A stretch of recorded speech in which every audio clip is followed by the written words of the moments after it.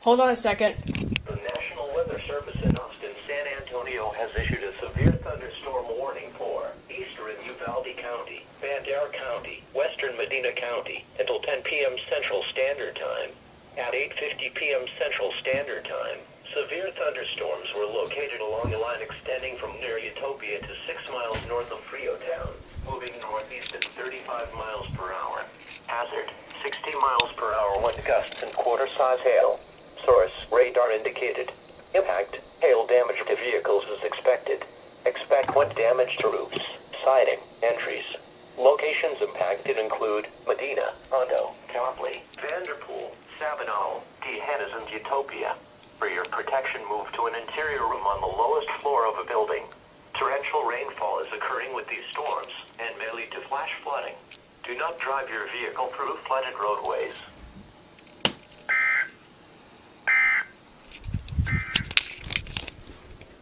The current time is 8:52 p.m. Central Standard Time.